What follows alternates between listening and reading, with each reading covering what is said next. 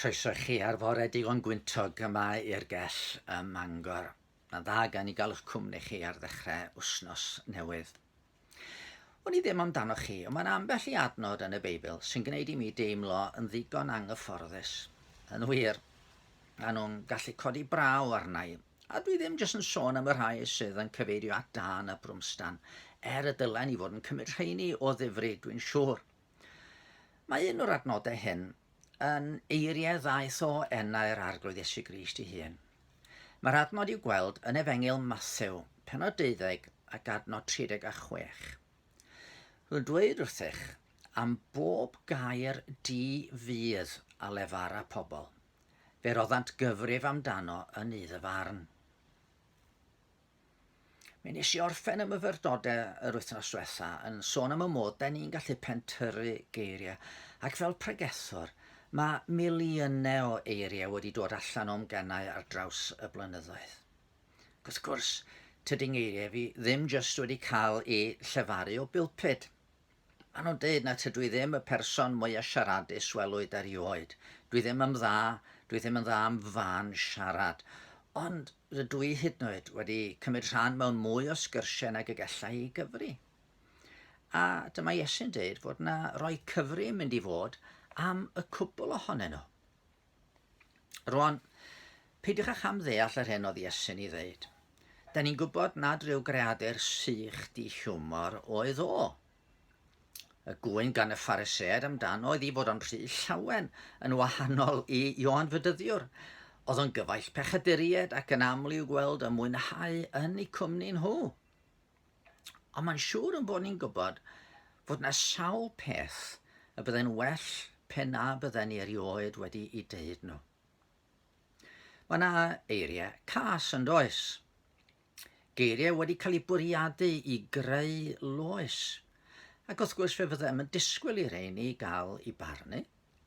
Da ni'n gwybod fod bwlio yn digwydd ar y cyfryngau torfol a hynny'n cael gofid mawr I rai yn ei arddegau yn arbennig. Da ni wedi clywed am rai'n cymryd I bywydau oherwydd y pethau sydd wedi cael eu deud amdanyn nhw ar y cyfryngau hyn. Mae mor hawdd deud rhywbeth sy'n mynd I fychanu rhywun arall. Ond mi greda I fod yna fwy na hynny dan sylw gan yn harglwydd. Mae yna eiriau esgeulus, rhai sydd heb fod wedi bwriadu I greu loes, ond da ni ddim yn ystyried pwy sydd o'n cwmpas. Mi gofia I wraig oedd yn mynychu yn cyfarfodydd flynyddoedd yn ôl. Mi fydd y rhai'n deud bod hi'n wraig ychydig yn syml, ond un tro oedd hi wedi dod yn nain am y tro cyntaf, a phawb yn ei llongyfarchu. A eitha'n deud, wel, dwi ddim yn sôn llawer am hyn, dwi'n yn gwneud ffys fawr, achos dwi'n gwybod bod yna rai sy'n methu cael plant, a dwi ddim eisiau iddyn nhw gael eu brifo. Dyna chi eiriau doeth, gan rywun y bydde llawer yn ei chymryd yn wraig syml iawn. Wedyn, wrth gwrs, mae yna fradychu cyfrinachau'n gallu digwydd. Mae pobl yn ymddiried rhywbeth I ni, a gan feddwl na fyddwn ni'n deud wrth neb, ond rhywsut maen nhw'n llithro allan, a dwi'n ymwybodol mod I wedi gwneud hyn fwy nag unwaith. Chi'n bod mewn rhestr o bechodau da ni'n cael yn y Testament Newydd, ochr yn ochr â phethau fel cynnen ac ymgyprus ac anfoesoldeb rhywiol. Mae clebran yn cael ei enwi. Mae'r cyfeithiadau Saesneg yn ei gyfeithio fel gossip. Ac mae mor hawdd yn dydy. Deud rhywbeth sy'n gwneud efallai I bobl eraill gredu'n bod ni'n gwybod llawer. Neu deud rhywbeth sydd yn mynd I wneud I rywun arall edrych yn fach. Da ni'n gallu bradychu cyfrinachau, a da ni hefyd yn gwybod wrth I straeon gael eu hailadrodd, maen nhw'n cael eu newid. Nes I bod nhw yn y diwedd yn troi yn gelwydd, yn anwiredd noeth. A na eiriau wedyn sydd ddim ond yn hunan dosturi. Da ni'n cofio'r gan werin yna, os yw'th galon bron a thori, paid â deud. A mae'r gan yn cyffwrdd a'r syniad yma, da ni'n gallu bod yn llawn o hunan dosturi. Pam bod isio bod yn llawn o hunan dosturi? Ac wrth gwrs, mae'r gân hefyd yn mentro cyn ei diwedd i'n rhybuddio rhag balchder ac os weithiau byddi'n llwyddo. Paid â deud, hawdd i'th lwydd fynd trwy dy ddwylo wrth i ddweud. Sut fedrwn ni fesur yn geiriau i wybod os y ddylen ni deud nhw ai peidio? Wel, mae yna rai pethau gwerth i ystyried, dwi'n siŵr. Yn gyntaf, pa effaith mae'n geiriau ni'n mynd i gael ar y rhai sydd yn gwrando? Fyddan nhw'n help neu'n rhwystyr? Fyddan nhw'n bwydo i meddyliau a'i heneidiau? Neu fyddan nhw falle yn gosod cwmwl ar eu calonnau? Mae'n hanes am William Wilberforce, y gŵr nath arwain yr ymgyrch i gael gwared a chaethwasiaeth. Oedd mewn cwmni o ddynion ac un ohonyn nhw yn mynd i rannu rhywbeth, rhyw joc efallai neu rhywbeth, a dyma fo'n edrych o gwmpas a holi, are there any ladies present? A William Wilberforce yn ymateb yn syth, no, but there are gentlemen present. Ydyn ni'n mynd i ddeud rhywbeth sydd yn helpu bobl, neu ddim? Yn ail, os ydy'n geiriau ni yn sôn am rywun arall, sut fydd yn geiriau yn adlewyrchu arnyn nhw? A fydden ni'n ei deud nhw pe bydden nhw yn bresennol? Ydyn nhw'n eiriau falle sydd yn bachanu grŵp o bobl. Mi'n cofio pan o'n i'n fach, wel, geiriau am Wyddelod, jocs am Wyddelod oedd y pethau oedd yn cael ei deud.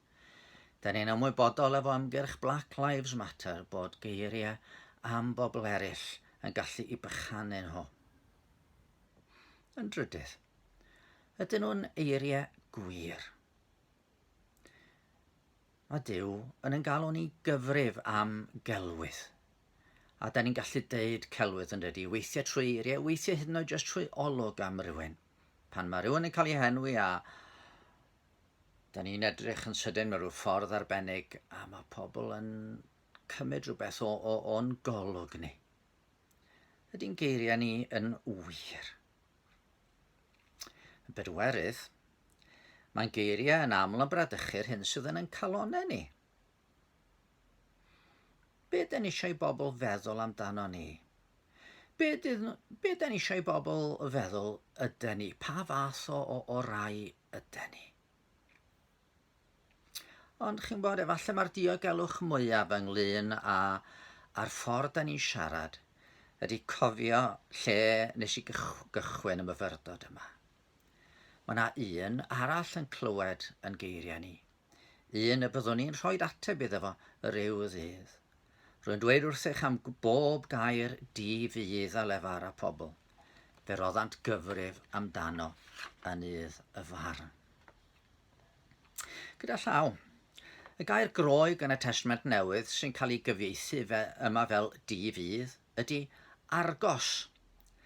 Ond dwi ddim am awgrymu bod hynny'n rhywbeth i wneud ar siop fawr i lawr y lôn, ond mae'n darlun yn tydi, gan ymwyd i'n siŵr nad ydy popeth sy'n cael ei gynnig o'n siopau mawr ni yn angenrheidiol neu'n fuddiol i ni. Wrth gwrs, mae yna eiriau sydd angen i ni deud hefyd, allai cawn ni feddwl am rheini y fori. Yn ei cyfamser, gadwch chi ni weddio.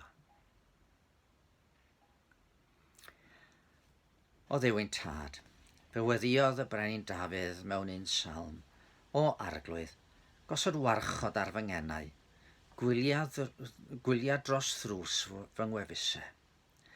Felly, da ni'n gofyn i ti yr wythnos yma, o Dduw ein tad, osod gwarchod ar yn ngenau ni, fel y bydd yr hyn yr ydyn ni'n ei ddeud, yn adeiladol, yn fuddiol, yn peri cysur a daioni a llawenydd i bobl o'n cwmpas. A fel byddwn ni'n cyrraedd diwedd yr wythnos, heb orfod cywilyddio, a deud, o, fydd yn dda gan ei, sy'n ni heb ddeud hwnna. Amen. Wel, tan y fore, dan eich bendith.